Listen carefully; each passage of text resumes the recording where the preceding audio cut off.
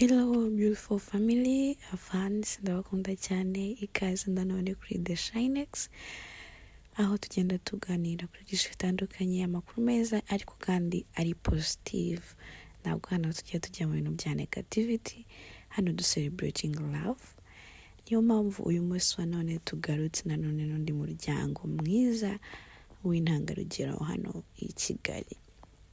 Ikaze cyane kuri The Shinex, mbahaye ikaze. Mukomeze mudukunde, mukomeze mudushyigikire, subscribe, like, share and comment. Niba utarabikora tujye dukomeza tubane.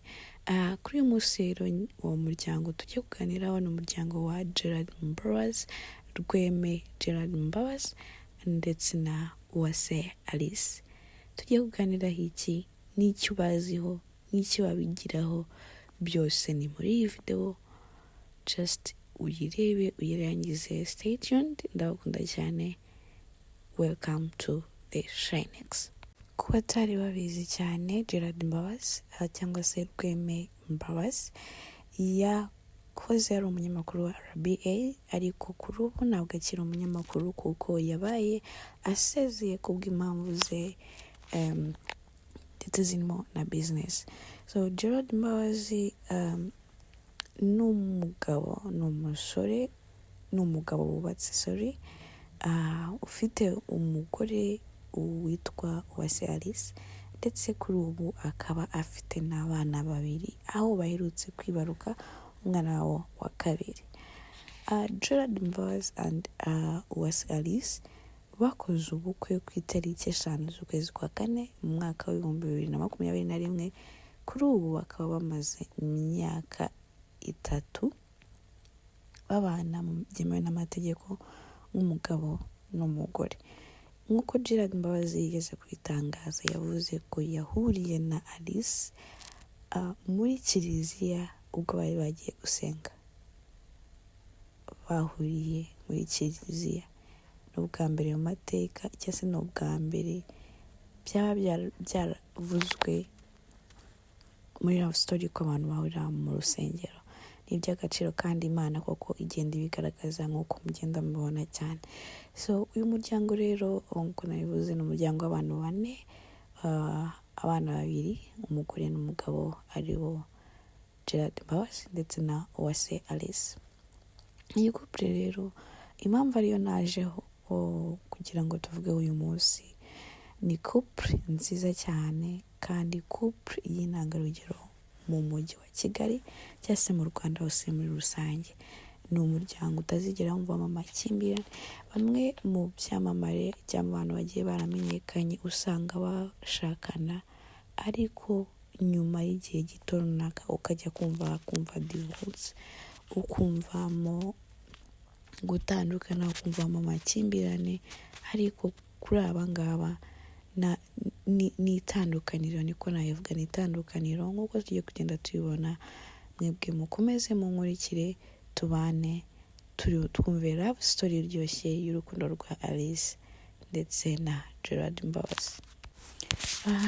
Ntangire ino nkuru nkunda kumva bavuga ngo umugore mwiza umuhabwa n'Imana, ariko se umugabo mwiza we umuhabwa nande?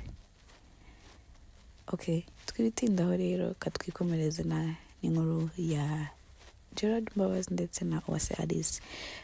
So iyi couple cyangwa se uyu muryango mu by'ukuri ni umuryango ushimishije.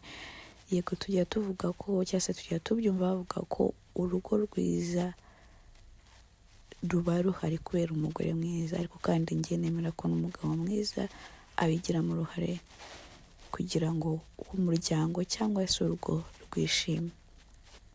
Ntabwo bagiye bakunda kuvugwaho cyane mu itangazamakuru cyangwa se ngo nabumve cyane, ariko by'umwihariko nka Gerard Mbabazi we arazwi, yaramenyekanye ku maradiyo yagiye akora nka Isango Star, Radio Salus, ndetse n'iyo aherutse kuba yakoraga Radio Rwanda Magic FM. So nk'uko mubibona mu mafoto meza, amashusho meza, arabibwira, arabigaragaza uburyo bishimye, uburyo bagaragara. Ni intangarugero mu miryango itandukanye cyangwa se mu makupure akiri mato muri uyu mujyi wa Kigali. So nk'uko twagiye tubyumva cyangwa twagiye tubibona ahantu henshi hatandukanye kuri social media zabo, ku bantu babakurikira, bikunzwe cyane kugaragazwa n'umugore wa Gerard Mbabazi ariwe Uwase Alice. Nk'uko mubona ari kumwe n'umwana we hano, yagiye agaragaza cyane ko afite umuryango mwiza, umuryango wishimye. Ni love story iryoshye, nakifuriza buri wese kuyumva akayikurikira akanabashyigikira.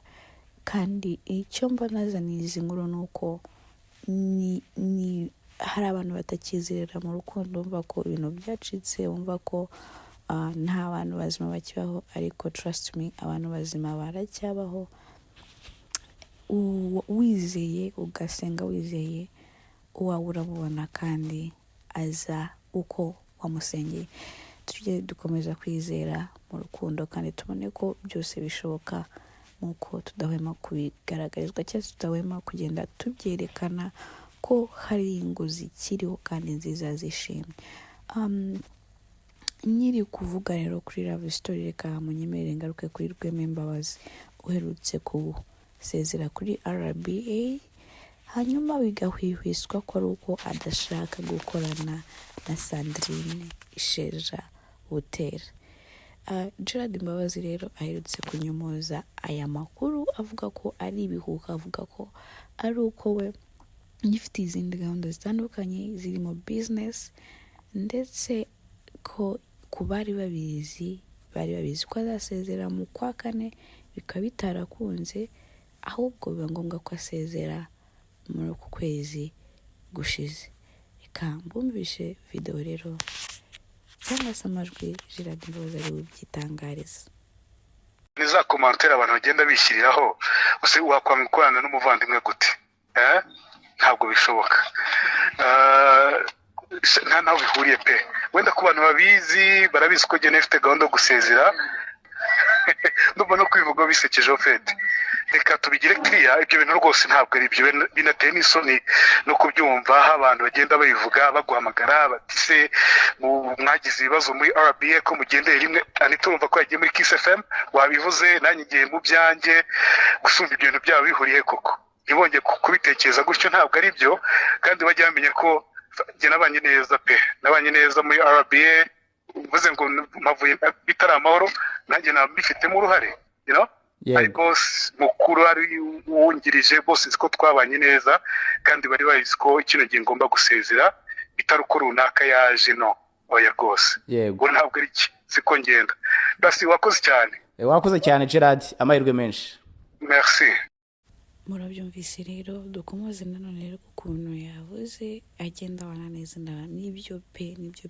Ku bantu bose baribona ino nkuru ya Gerard Mbabazi, murabizi abantu yagiye ahindura ubuzima, navugamo nka Vava cyangwa se Francine wamamaye nka Dorimbogo, nubwo yatuvuyemo umuryango we nyuma y'uko yitahiye. Gerard Mbabazi yakomeje kuwukurikirana, nubwo hari abavuze ko yari gushaka ari amaramuko, ariko negativity ntabwo zabura mu bantu. Ubundi umuntu udafite ubwo bumuntu ahora yibonamo nka negativity. So aherutse rero gushyikiriza mama wa Dorimbogo amafaranga yakusanyije. Hari benshi mwagize uruhare muri bino bikorwa, uwanyizeye wese no kwenda gushime ko anyizeye mu gufasha mama Vava. Inkunga ngiye kumushyikiriza muri kano kanya. Izi abazizi ni note zigeze kuri miliyoni 2. Ngezi rwose amafaranga arashyikirijwe, mwakoze neza, miliyoni 2 nandi yamugezeho mbere. Gerard Mbabazi rero kandi tumuzi nanone mu madocumentaire atandukanye, hagenda agaragaza nk'utunakita nk'udukotsi duhindura abantu. Reka twumve nk'akangaka, hanyuma urahita wibuka niba hari icyo yigeze kuvuga nawe kumva kiraguhinduye. Njya mbona kuri YouTube abantu benshi cyane bita ku mihanda hanyerera, bite n'ikintu cyitwa urwango kireba. Nitujya tubona abanzi mu buzima bwacu bwa buri munsi, tujye tumenya ko barwaye. Burya iyo umuntu akwanga utigeze umuha ikintu gituma kwanga, ujye umenya ko umuntu afite ikibazo gikomeye cyane mu mutwe. ni umurwayi ukeneye kujyanwa kwa muganga. Njya mbibona ku mbuga nkoranyambaga, umuntu akicarira undi akamutotora akava hasi akagera hejuru, ariho avuga kandi ukabona arashishikaye. Ikintu gituma ashishikara muri we ni ikintu cyitwa urwango. Uriya muntu yahawe urwango nirwo ari gutanga. Niba ugize gutyo ukidekarara ko udakunda umuntu, yaba ari ku mbuga, yaba ari mu buzima busanzwe, ukamuganira mu bandi, haba mu kabari cyangwa no mu nshuti ze, ujye umenya kuri mubi. Ariko no kumenya ko urwaye ufite urwango muri wowe, nabwo ni ubundi butwari, ni ubundi bwenge, nabwo ni ubundi bwenge. Niba udafite ubwenge bwo kumenya ko urwaye urwango, uzashaka uburyo wiga ubwo bwenge. Benshi uyu munsi tubayeho twiga, kuki utakwiga? Ibaze ari wowe bicariye bari kuganira kuri bagutotora kuva ku kintu kugeza ku mutwe. Uri kumva ukuntu biryana? Tekereza ko wawundi ariko ameze. Dusoza rero mbibutse ko Gerard Mbabazi atagikora kuri RBA, asigaye yikorera kuri YouTube nko mu kiganiro tuzi nka inkuru yanjye, kandi akaba afite business zitandukanye agenda akora mu buzima busanzwe. Mwamumenye kandi akorana na Nadia Mutoni muri The Zoom In, aho kandi yakoranye na Michelle Iradukunda kuri Magic FM. So bye bye, mwakoze kwa natwe, mukomeze mudukunde, mukomeze mudushyigikire kuri The Shinex. Like, share and comment niba utarayikora, dukomeze tujye tubana, ndabakunda cyane.